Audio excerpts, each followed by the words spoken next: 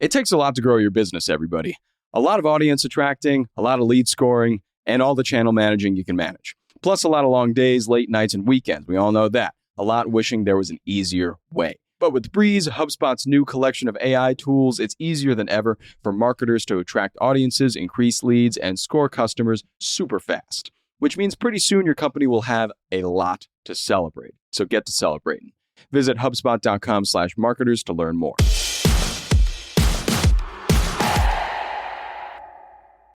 Good morning, everybody. Today is Monday, February 3rd. I'm John Weigell here with Juliet, Bennett, Ryla, and this is the Hustle Daily Show.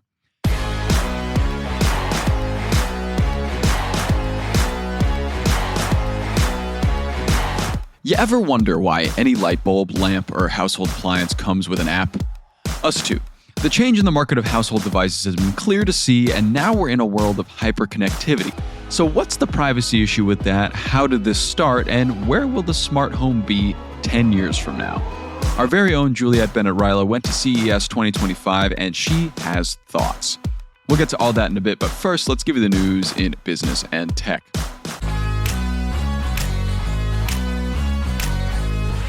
First up, Costco reached a tentative agreement with the Teamsters Union to narrowly avoid a strike. The union, which represents over 17,000 Costco staff, and the retail giant negotiated all night to get the deal done. Costco's operations will remain uninterrupted, though, so your hot dog combo is safe for now. Next, Apple is having a bit of a weird time with eyewear. The maker of the often forgotten Vision Pro has also called it quits on a separate cover of faces that it was developing. RIP to Mac-connected AR glasses. That was going to be a thing, and it no longer is. But speaking of some innovation that actually got pushed through, coming soon to your waffle cones are actual waffles. Kellogg's is expanding the Eggo brand into ice cream treats. Same goes for Rice Krispie treats, because why the heck not? Why not make that waffle cone a little more sugary? And into some tech news, Perplexity, a leading startup in AI tech you may have heard of, is facing an alleged trademark violation for the use of the name Perplexity, which it has used since 2022. The problem here, Perplexity Solved Solutions, a slinger of HR software, has been around since 2017 and applied for the trademark in October of 2021, so just before the AI Perplexity became a thing. Yikes.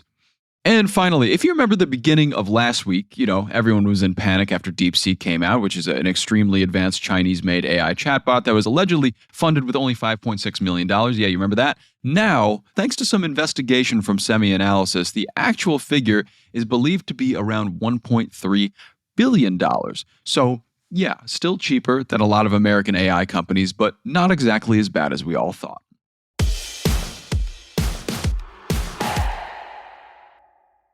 Hey everybody, I've been listening to this awesome podcast lately. It's called Nudge, hosted by Phil Agnew. It's brought to you by the HubSpot Podcast Network, the audio destination for business professionals. So have you ever noticed how the smallest changes can have the biggest impact?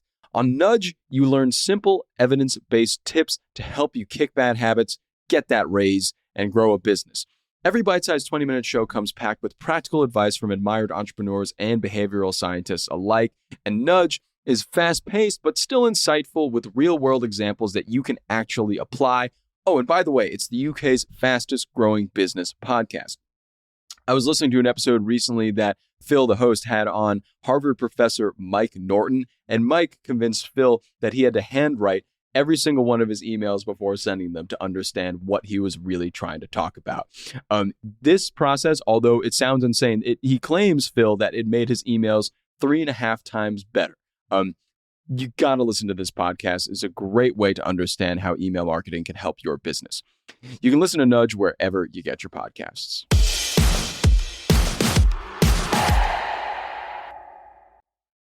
Okay, so today we're talking about how all of your household appliances just have to have an app. They got to have it. So, Juliet, why do you think everything is going smart? What did you experience at CES this year? Too much was smart. Maybe too much innovation. It seems like, yes, everything is smart. Now, to be granted, CES is, of course, the big convention for consumer tech. So if you're going to go see a bunch of smart stuff, that's the place. Regardless of whether it's necessary, may never even come to market. It could just be like a prototype, even that's looking for funding. That's the place to see all the smart stuff that you maybe don't need. but also some things that are cool that you do need. So consider the source. But yes, what we learned is everything is smart. Everything requires an app now. And that is just the big trend in consumer products. For some reason, you want a washing machine that makes a phone call. I don't know why.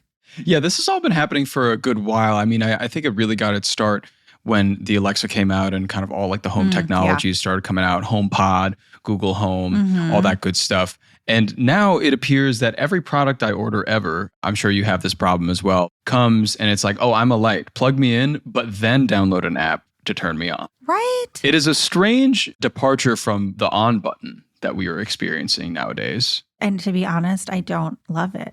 I don't love it either. It's turning my phone into a tool. I mean, my phone is a tool for a lot of things, but like having to access it in order to turn on my light bulb seems a bit excessive. So what did you see at CES, and what really stood out to you as like smart devices that we actually do need and ones that you think that we definitely don't need? Okay, so just as a quick ground rule thing here, when we talk about smart device, we're meaning any device that connects to the internet and communicates with other devices and performs tasks autonomously.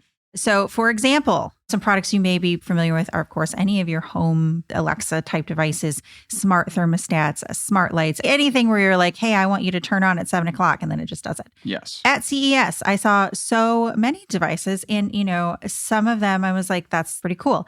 I actually do like light bulbs that are smart where I can change the color temperature when I can have them on a timer, especially if I'm not going to be home. And I don't want to waste electricity, but I want the light on when I get home, or I want the light on for my pets. Speaking of my pets, I love every automatic thing that has to do with my pets for the most part, like automatic pet feeder. Amazing. Cycling litter box. Amazing. And there was some of that there. But then I also saw some stuff where I was like, I don't get this. I don't get why you would ever use this. Yeah. A lot of it was just stuff that was way too complicated for what it was. Like, for example, Samsung had a washing machine that a group of experts deemed worst in show because they were like, why do I need my washing machine to make a phone call? That's crazy. It kind of reminds me of the scene in Nope where the family is being attacked by their doppelgangers and he tells Alexa to call the police and it just starts playing F the police instead. Like, I just imagine like a lot of very hilarious things that could occur because your washing machine is too smart. Yeah, exactly. I think another useless object that I saw was a tiny $25 robot that looks like a cat that you put on your mug or like a bowl of soup and then it blows on it for you. Oh, to make it cooler. Yeah. Interesting. Which, listen, if you're going to drop $25 on something stupid, I wouldn't say that's the stupidest thing you could drop $25 on. No. Do I think you need it? No. Do I think it's cute? Sure. Do I think it would make a fun white elephant gift? Yes. That's exactly where my mind went to. A fun, silly gag gift for somebody, but not necessarily like a day-to-day use, especially if it has only one use, which is to whistle at my soup. There were some other types of things that I thought were clever, and I could see somebody absolutely using them. There were a lot of robot vacuums, which I have a robot vacuum because I have cats and they kick litter everywhere. So, there was one that purportedly could climb upstairs. I did not make it to the demonstration, but I did hear that it doesn't do stairs so well, as it turns out. And there was one with an arm that can apparently pick up socks off the floor for you, which, I get it. If you're like, oh, my kids never pick up their socks, I need a robot to do this for me. There you go. That's your robot.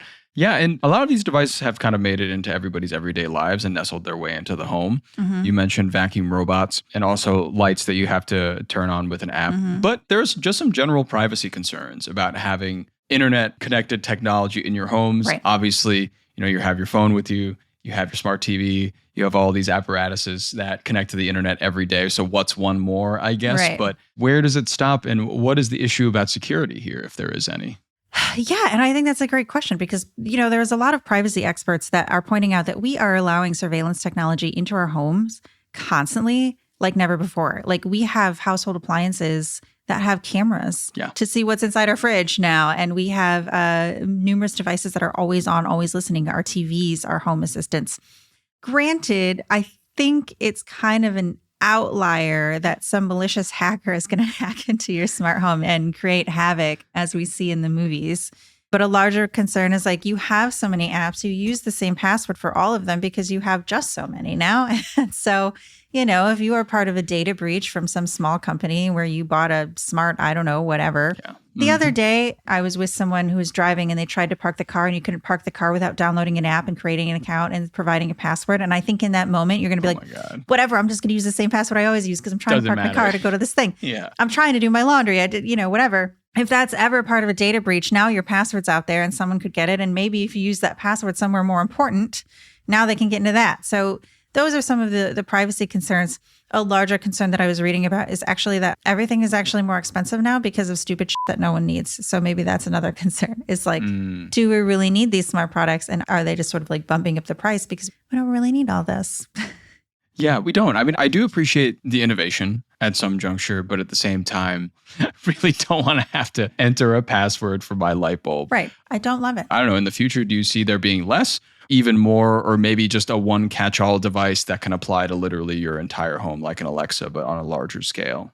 I think as long as these people have the money to bring these prototypes to market, we're going to see stupid prototypes at market, especially at conventions like this, which is where, you go to see them. That's the whole point.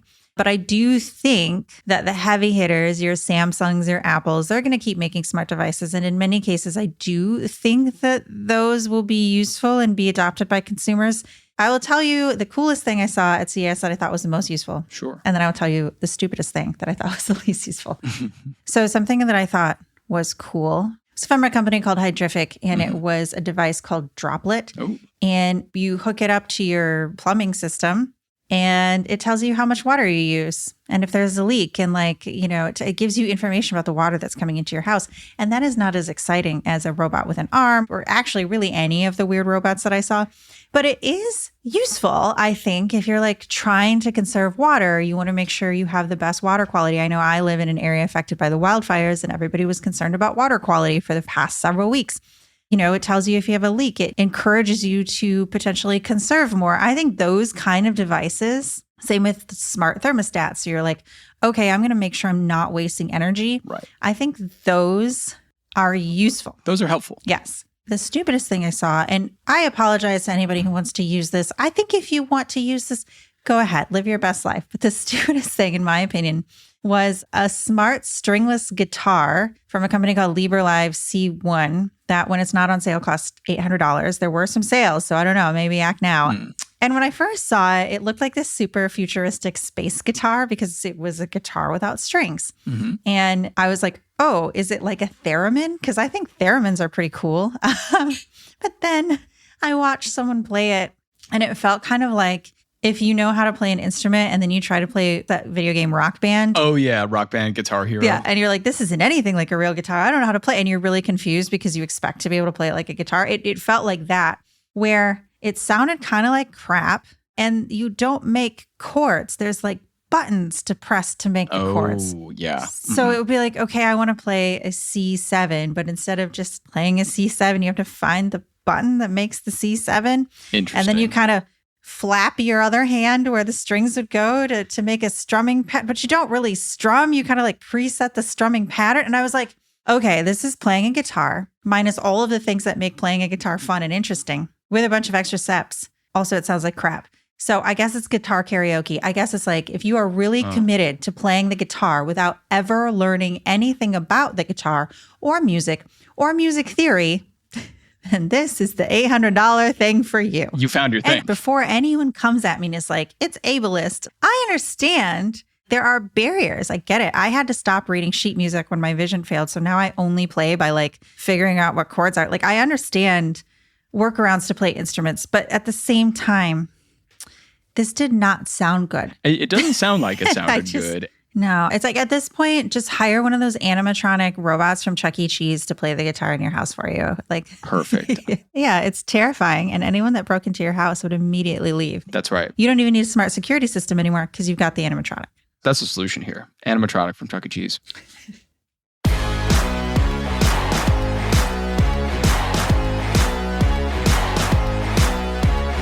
All right, and that'll do it for us today. Thanks for tuning in to the Hustle Daily Show. We're a proud part of the HubSpot Podcast Network. Our editor is Robert Hartwig. Our executive producer is Darren Clark. We got a ton more tech and business coverage in our newsletter. Go get subscribed at thehustle.co/email and follow us on Instagram at The Hustle Daily.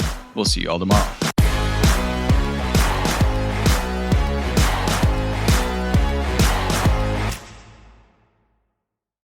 New year, new resolutions. And this year on the Best Idea Yet podcast, we're revealing the untold origin stories of the products you're obsessed with. And we promise you have never heard these before. Ever wonder how the iconic Reese's Peanut Butter Cup was invented? Because it was by accident. H.B. Reese, a former frog salesman, True story, stumbled upon the idea after accidentally burning a batch of peanuts. Classic. Proving that sometimes our best ideas arise from what seem like our biggest mistakes. And Jack, did you know there's a scientific explanation why humans crave that surprising combo of peanut butter and chocolate? I didn't, but it sounds delicious. It is delicious. So, if you're looking to get inspired and creative this year, tune in to the Best Idea Yet. You can find us on the Wondery app or wherever you get your podcasts. And if you're looking for more podcasts to help you start this year off right, check out New Year, New Mindset on the Wondery app. Who knows? Your next great idea could be an accident that you burned. This is Nick. And this is Jack. And we'll see you on the Best Idea Yet.